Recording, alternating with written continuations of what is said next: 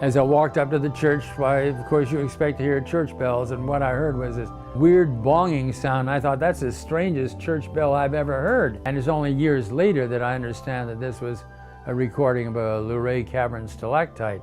Later on, that bell didn't ring anymore, and I believe they hooked up a loudspeaker system to the organ chimes, and the organist could play chimes over a loudspeaker in the tower. But eventually, being electrical, why, that too wore out. And so at a later time, where there were no bells in Foundry Church. When I went to Foundry, I saw the bell tower with no bells. And in the back of my mind, I thought, if things go right and well, and it feels like the right thing to do, this is a church that should have church bells pealing right up the street from the White House. And the symbol that the bell's ringing would be an important symbol.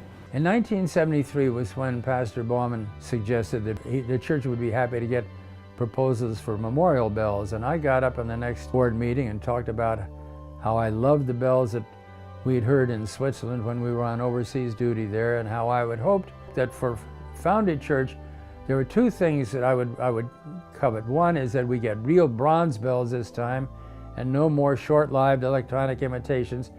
And the second was that we would use the arrival and installation of bells as a summons for an ingathering of our community. I didn't realize that my dad was instrumental in pushing for the financing of the bells.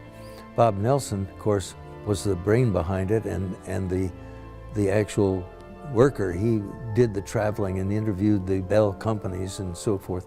I got enough to put together a real proposal.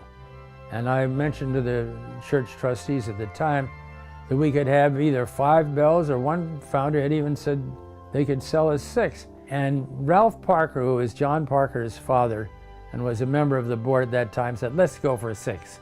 And so Bob Nelson and others working with him were able to contact the Swiss Bell Factory, and that's a very personal, comforting thing to me, because my grandparents came from Switzerland. So I was very happy that we got Swiss church bells.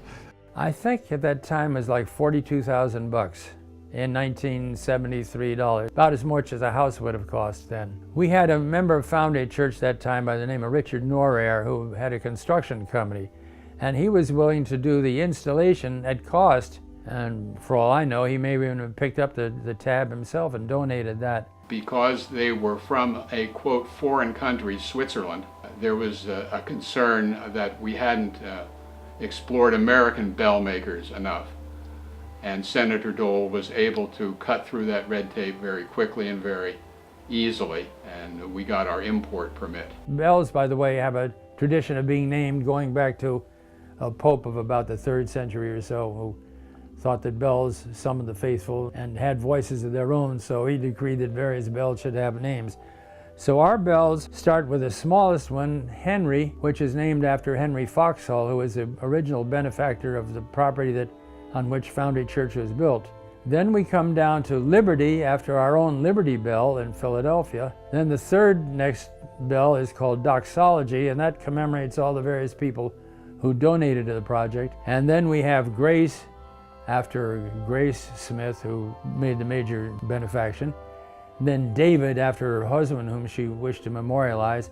And finally the Bourdon, the large bell, which we call Big Louis after Louis T. Bruninger, because he made the first major contribution. The board chairman, Farnham, thought, well, let's inaugurate them on bicentennial Sundays. That was fun. 1976, the bells came after a large fundraising campaign, and those beautiful bells were swung up into the church. And they closed off the street, and these flatbeds came with these giant bells.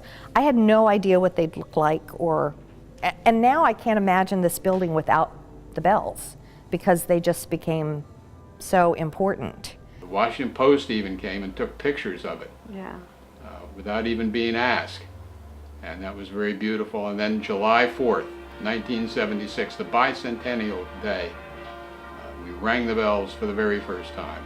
From the moment they started ringing out, the reverberation is a symbol of the aliveness of the presence to me.